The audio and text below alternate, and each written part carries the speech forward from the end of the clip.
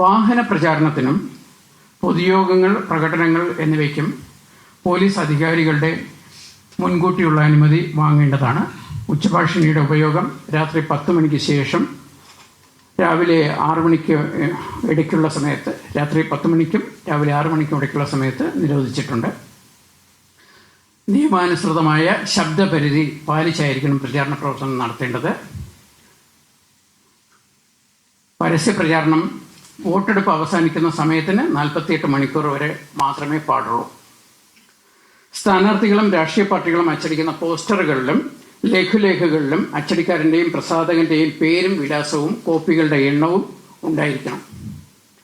അച്ചടിക്കുന്ന രേഖയുടെ പകർപ്പും അതോടൊപ്പം പ്രിന്ററുടെ ഡിക്ലറേഷനും ജില്ലാ തെരഞ്ഞെടുപ്പ് ഉദ്യോഗസ്ഥന് നൽകിയിരിക്കണം. വോട്ടെടുപ്പ് അവസാനിക്കുന്നതിന് മുമ്പുള്ള 48 മണിക്കൂർ വേളയിൽ മദ്യനിരോധനം ഏർപ്പെടുത്തും. വോട്ടെണ്ണൽ ദിവസവും മദ്യനിരോധനം ഉണ്ടാകും. തെരഞ്ഞെടുപ്പ് പ്രവർത്തനങ്ങൾ നിരീക്ഷിക്കുന്നതിനായി ഓരോ ജില്ലയിലും ഒരു ജനറൽ ഒബ്സർവർ ഉണ്ടാകും. IAS, IFS തലത്തിലുള്ള ഒരു ഓഫീസറെ കമ്മീഷൻ ഇതിനായി നിയോഗിക്കും. സ്ഥാനാർത്ഥികളുടെ ചെലവ് കണക്ക് പരിശോധിക്കുന്നതിനും നിരീക്ഷിക്കുന്നതിനുമായി ചെലവ് നിരീക്ഷകരെയും കമ്മീഷൻ നിയോഗിക്കും. പൊതുസ്ഥാപനങ്ങളും പരിസരവും തെരഞ്ഞെടുപ്പ് പ്രചാരണത്തിന് ഉപയോഗിക്കാൻ പാടില്ല. പൊതുസ്ഥലങ്ങളും സ്ഥാപനങ്ങളും വികൃതമാക്കുന്ന തരത്തിലുള്ളതും അനധികൃതമായിട്ടുള്ള പ്രചാരണങ്ങൾ മോണിറ്റർ ചെയ്യുന്നതിനും അതിന്മേൽ നടപടിയെടുക്കുന്നതിനും താലൂക്ക് തലത്തിലും ജില്ലാ തലത്തിലും ആന്റി ഡിഫേസ്മെന്റ് സ്ക്വാഡ്സ് ഉണ്ടാകും. കമ്മീഷൻ ഊന്നൽ നൽകുന്ന മറ്റൊരു കാര്യമാണ് ഗ്രീൻ പ്രോട്ടോകോൾ പാലിച്ചുകൊണ്ടായിരിക്കണം തെരഞ്ഞെടുപ്പ് നടത്തേണ്ടത്, പ്രചാരണ പ്രവർത്തനങ്ങൾ നടത്തേണ്ടത് എന്നുള്ളതാണ്. അതിനാവശ്യമായിട്ടുള്ള വിശദമായ മാർഗനിർദ്ദേശങ്ങൾ പുറപ്പെടുവിച്ചിട്ടുണ്ട്. സ്ഥാനാർത്ഥികൾക്ക് പരമാവധി ചെലവഴിക്കാവുന്ന തുക ഗ്രാമപഞ്ചായത്തിൽ 25,000 രൂപയും ബ്ലോക്ക് പഞ്ചായത്തിൽ മുനിസിപ്പാലിറ്റിയിലും 75,000 രൂപയും ജില്ലാ പഞ്ചായത്തിലും കോർപ്പറേഷനിലും 1.5 ലക്ഷം രൂപയുമാണ്. സ്ഥാനാർത്ഥികളുടെ ചെലവ് കണക്ക് ഫലപ്രഖ്യാപന തീയതി മുതൽ 30 ദിവസത്തിനകം തദ്ദേശ സ്ഥാപന സെക്രട്ടറിമാർക്ക് നൽകിയിരിക്കണം. ചെലവ് കണക്ക് നൽകാതിരിക്കുകയോ പരിധിയിൽ കൂടുതൽ ചെലവഴിക്കുകയോ ചെയ്യുന്ന സ്ഥാനാർത്ഥികളെ കമ്മീഷൻ അയോഗ്യനാക്കും. അത് 5 വർഷക്കാലം ആ അയോഗ്യത നിലനിൽക്കും. വോട്ടെടുപ്പ് ദിവസം രാവിലെ 6 മണിക്ക് അതാത് പോളിംഗ് സ്റ്റേഷനിൽ വെച്ച് മോക്ക് പോൾ നടത്തും. വോട്ടെടുപ്പ് രാവിലെ 7 മണിക്ക് ആരംഭിക്കും. വൈകുന്നേരം 6 മണി വരെയാണ് പോളിംഗ്. രാവിലെ 7 മണി മുതൽ വൈകുന്നേരം 6 മണി വരെയാണ്.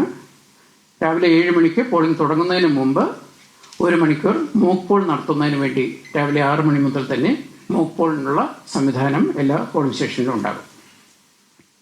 വോട്ടർമാർക്ക് സൗകര്യപ്രദമായ രീതിയിൽ പോളിംഗ് സ്റ്റേഷനുകൾ ക്രമീകരിക്കുന്നതിനാണ് കമ്മീഷൻ നിർദ്ദേശിച്ചിട്ടുള്ളത്. അടിസ്ഥാന സൗകര്യങ്ങളായ ഇലക്ട്രിസിറ്റി, കുടിവെള്ളം, റാമ്പ്, സുഗമമായ വോട്ടിങ്ങിനും വിശ്രമിക്കുന്നതിനുമുള്ള സൗകര്യം എന്നിവ എല്ലാ പോളിംഗ് സ്റ്റേഷനിലും ഏർപ്പെടുത്തും. വോട്ട് ചെയ്യുന്നതിന് ഹാജരാക്കാവുന്ന തിരിച്ചറിയൽ രേഖകൾ കേന്ദ്ര തെരഞ്ഞെടുപ്പ് കമ്മീഷൻ നൽകിയ തിരിച്ചറിയൽ card, passport, driving licence, PAN card, photo പതിച്ച SSLC ബുക്ക്, ഏതെങ്കിലും നാഷണലൈസ്ഡ് ബാങ്കിൽ നിന്നും 6 മാസത്തിന് മുമ്പ് നൽകിയ ഫോട്ടോ പതിച്ച പാസ്ബുക്ക്, സംസ്ഥാന തെരഞ്ഞെടുപ്പ് കമ്മീഷൻ നൽകിയ തിരിച്ചറിയൽ രേഖ, ആധാർ കാർഡ്. ഇത് കൂടാതെ കമ്മീഷൻ വോട്ടെടുപ്പിന് മുമ്പായി നൽകുന്ന നിർദ്ദേശപ്രകാരമുള്ള തിരിച്ചറിയൽ രേഖയും പോളിംഗിന് വരുന്ന സമയത്ത് വോട്ടർമാർക്ക് ഹാജരാക്കാവുന്നതാണ്. വോട്ടേഴ്സ് ലിസ്റ്റിൽ പേരുള്ള മുഴുവൻ പേരും പോളിംഗ് സ്റ്റേഷനിലെത്തി അവരുടെ വിലയേറിയ സമ്മതിദാന അവകാശം വിനിയോഗിക്കണമെന്നാണ് കമ്മീഷൻ വോട്ടർമാരോട് അഭ്യർത്ഥിക്കുന്നത്. കമ്മീഷൻ ഇത്തവണ എടുത്ത ഒരു സമീപനം തന്നെ അർഹതയുള്ള 100% വോട്ടർമാരെയും വോട്ടേഴ്സ് ലിസ്റ്റിൽ ഉൾപ്പെടുത്തുക. വോട്ടേഴ്സ് ലിസ്റ്റിലുള്ള 100% പേർക്കും പോളിംഗ് ദിവസം പോളിംഗ് സ്റ്റേഷനിലെത്തി വോട്ട് ചെയ്യുന്നതിനുള്ള സൗകര്യമൊരുക്കുക എന്നുള്ളതാണ്. അതുകൊണ്ട് ഏറ്റവും പ്രധാനപ്പെട്ട ഒരു തെരഞ്ഞെടുപ്പ് എന്നുള്ള നിലയിൽ തദ്ദേശ സ്ഥാപന തെരഞ്ഞെടുപ്പിലേക്ക് മുഴുവൻ വോട്ടർമാരും എത്തി വോട്ട് രേഖപ്പെടുത്തണം എന്നാണ് കമ്മീഷന് അഭ്യർത്ഥിക്കാനുള്ളത്. വോട്ടെടുപ്പ് ദിവസം എല്ലാ സർക്കാർ പൊതുമേഖലാ ജീവനക്കാർക്കും നെഗോഷ്യബിൾ ഇൻസ്ട്രുമെന്റ് ആക്ട് പ്രകാരം അവധിയായിരിക്കും. സ്വകാര്യ മേഖലയിലെ വ്യാപാര വാണിജ്യ വ്യവസായ സ്ഥാപനങ്ങളിലെ ജീവനക്കാർക്ക് അവധിയോ വോട്ട് ചെയ്യുന്നതിനുള്ള അനുമതിയോ നൽകുന്നതിന് കമ്മീഷൻ ഉത്തരവ് പുറപ്പെടുവിക്കും. വോട്ടർ പട്ടികയ്ക്കായി electoral roll management system ERMS എന്നൊരു സോഫ്റ്റ്വെയർ ഉണ്ട്. തെരഞ്ഞെടുപ്പ് ഡ്യൂട്ടിക്ക് നിയോഗിക്കുന്ന ഉദ്യോഗസ്ഥരുടെ വിവരങ്ങൾ രേഖപ്പെടുത്തുന്ന ഡ്രോപ്പ് സോഫ്റ്റ്വെയർ ഉണ്ട്. വോട്ടെണ്ണലിനായി ട്രെൻഡ് എന്ന് പറയുന്ന സോഫ്റ്റ്വെയറാണ് ഉപയോഗിക്കുന്നത്. ജില്ലാ തെരഞ്ഞെടുപ്പ് ഉദ്യോഗസ്ഥർക്കും വരണാധികാരികൾക്കും സെക്ടറൽ ഓഫീസേഴ്സിനും പ്രിസൈഡിംഗ് ഓഫീസേഴ്സിനും പ്രീ പോൾ ഡേയിലും പോൾ ഡേയിലും ഉപയോഗിക്കുന്നതിനായി പോൾ മാനേജർ ആപ്ലിക്കേഷൻ തയ്യാറാക്കിയിട്ടുണ്ട്. സ്ഥാനാർത്ഥികൾക്ക് അവരുടെ നോമിനേഷൻ നൽകുന്നത് സംബന്ധിച്ചുള്ള വിവരങ്ങൾ രേഖപ്പെടുത്തുന്നതിന് വേണ്ടി നോമിനേഷൻ മാനേജ്മെന്റ് സിസ്റ്റം എന്ന സോഫ്റ്റ്വെയർ ഏർപ്പെടുത്തിയിട്ടുണ്ട്. EVM ട്രാക്കിംഗ് സോഫ്റ്റ്വെയർ ഏർപ്പെടുത്തിയിട്ടുണ്ട്. ഇത്രയും IT ആപ്ലിക്കേഷൻസ് തെരഞ്ഞെടുപ്പിൻ്റെ ഭാഗമായി സംസ്ഥാന തെരഞ്ഞെടുപ്പ് കമ്മീഷൻ തയ്യാറാക്കി ഉപയോഗിച്ചു വരികയാണ്. തെരഞ്ഞെടുപ്പ് വിജ്ഞാപനം തീയതി മുതൽ നാമനിർദ്ദേശ പത്രിക സമർപ്പിക്കാം. നിശ്ചിത ദിവസങ്ങളിൽ രാവിലെ 11 മണിക്കും 3 മണിക്കും ഇടയിൽ വേണം നാമനിർദ്ദേശ പത്രിക നൽകേണ്ടത്. നാമനിർദ്ദേശ പത്രിക നിശ്ചിത ഫോറത്തിൽ ഫോം 2 നോമിനേഷൻ നൽകേണ്ടത്. പത്രികയോടൊപ്പം ഫോം 2A അതിൽ സ്ഥാവര ജംഗമ സ്വത്തുക്കളുടെയും ബാധ്യതയുടെയും കുടിശ്ശികയുടെയും കാര്യങ്ങളും ക്രിമിനൽ കേസുകളുമായി ബന്ധപ്പെട്ടുള്ള വിശദാംശങ്ങളുമെല്ലാം തന്നെ ഈ ഫോം 2A നൽകേണ്ടത്. അത് നോമിനേഷൻ പേപ്പറിനോടൊപ്പം നൽകേണ്ടതാണ്. സ്ഥാനാർത്ഥി ഡിപ്പോസിറ്റായി നൽകേണ്ടത് ഗ്രാമപഞ്ചായത്തിൽ 2000 രൂപ, ബ്ലോക്ക് പഞ്ചായത്തിലും മുനിസിപ്പാലിറ്റിയിലും 4000 രൂപ, ജില്ലാ പഞ്ചായത്തിലും കോർപ്പറേഷനിലും 5000 രൂപയുമാണ്. പട്ടികജാതി പട്ടികവർഗ വിഭാഗങ്ങൾക്ക് പകുതി തുക നൽകിയാൽ മതിയാകും. സ്ഥാനാർത്ഥികൾക്ക് നോമിനേഷൻ നൽകുന്ന ദിവസം 21 വയസ്സ് പൂർത്തിയായിരിക്കണം. പട്ടികജാതി പട്ടികവർഗ സംവരണ വാർഡുകളിൽ മത്സരിക്കുന്നവർ ബന്ധപ്പെട്ട അധികാരിയിൽ നിന്നുള്ള ജാതി സർട്ടിഫിക്കറ്റ് ഹാജരാക്കണം. വരണാധികാരിയുടെയോ കമ്മീഷൻ അധികാരപ്പെടുത്തിയ ഓഫീസറുടെയോ മുമ്പാകെ നിശ്ചിത ഫോറത്തിൽ സത്യപ്രതിജ്ഞ അല്ലെങ്കിൽ ദൃഢപ്രതിജ്ഞ നടത്തി ഒപ്പിട്ട് നൽകുകയും വേണം. നാമനിർദ്ദേശ പത്രിക സമർപ്പിക്കാൻ പോകുന്ന സ്ഥാനാർത്ഥിക്കൊപ്പം 3 അകമ്പടി വാഹനങ്ങൾ മാത്രമേ 100 മീറ്റർ പരിധിക്കുള്ളിൽ അനുവദിക്കൂ.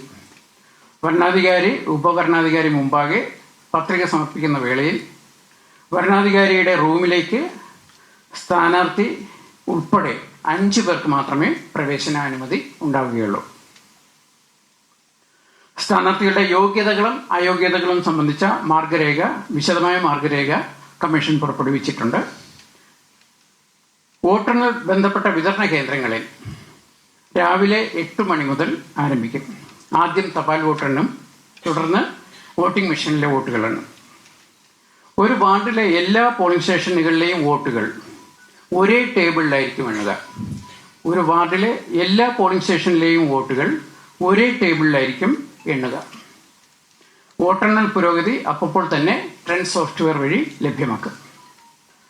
തദ്ദേശ സ്ഥാപനങ്ങളുടെ നിലവിലെ ഭരണസമിതിയുടെ കാലാവധി അവസാനിക്കുന്ന മുറയ്ക്ക് പുതുതായി തിരഞ്ഞെടുക്കപ്പെടുന്ന അംഗങ്ങളുടെയും കൗൺസിലർമാരുടെയും സത്യപ്രതിജ്ഞയോ ദൃഢപ്രതിജ്ഞയോ ചെയ്യേണ്ടതുണ്ട്. സത്യപ്രതിജ്ഞാ തീയതി ആദ്യ യോഗം വിളിച്ചു ചേർക്കുന്നത് സംബന്ധിച്ചും സത്യപ്രതിജ്ഞാ തീയതിയും ആദ്യ യോഗം വിളിച്ചു ചേർക്കുന്നത് സംബന്ധിച്ചും സർക്കാർ മാർഗനിർദ്ദേശങ്ങൾ പുറപ്പെടുവിക്കും. അതനുസരിച്ചുള്ള തുടർ നടപടി ബന്ധപ്പെട്ട വരണാധികാരികൾ സ്വീകരിക്കും. അംഗങ്ങളുടെ സത്യപ്രതിജ്ഞയ്ക്ക് ശേഷം കമ്മീഷൻ നിശ്ചയിക്കുന്ന തീയതികളിൽ അധ്യക്ഷൻ, ഉപാധ്യക്ഷൻ, സ്റ്റാൻഡിംഗ് കമ്മിറ്റി തെരഞ്ഞെടുപ്പുകൾ നടത്തും. പ്രാദേശിക ഭരണം ശക്തമാക്കുന്നതിന് വേണ്ടിയുള്ള വളരെ പ്രധാനപ്പെട്ട ജനാധിപത്യ പ്രക്രിയയിൽ തെരഞ്ഞെടുപ്പ് നടക്കുന്ന അവസരത്തിൽ എല്ലാ രാഷ്ട്രീയ പാർട്ടികളുടെയും സ്ഥാനാർത്ഥികളുടെയും വോട്ടർമാരുടെയും മാധ്യമ പ്രവർത്തകരുടെയും സമ്പൂർണ്ണ സഹകരണം നീതിപൂർവവും സത്യസന്ധവും ആയിട്ടുള്ള ഒരു തെരഞ്ഞെടുപ്പ് നടത്തുന്നതിന് സംസ്ഥാന തിരഞ്ഞെടുപ്പ് കമ്മീഷൻ അഭ്യർത്ഥിക്കുകയാണ്. ഇനി ഷെഡ്യൂളിലേക്ക് കിടക്കാം. തെരഞ്ഞെടുപ്പ് കാര്യപരിപാടി.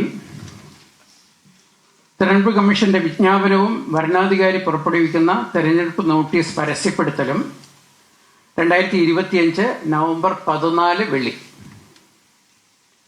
നാമനിർദ്ദേശ പത്രിക സമർപ്പിക്കുന്നതിനുള്ള അവസാന തീയതി 2025 നവംബർ 21 വെള്ളി. നാമനിർദ്ദേശ പത്രികകളുടെ സൂക്ഷ്മ പരിശോധന സ്ക്രൂട്ടിനി 2025 നവംബർ 22 ശനി. സ്ഥാനാർത്ഥിത്വം പിൻവലിക്കാനുള്ള അവസാന തീയതി, വിഡ്രോവലിനുള്ള അവസാന തീയതി 2025 നവംബർ 24 തിങ്കൾ. ആവശ്യമുള്ള പക്ഷം ജില്ലകളിൽ വോട്ടെടുപ്പ് നടത്തുന്നതിനുള്ള തീയതി.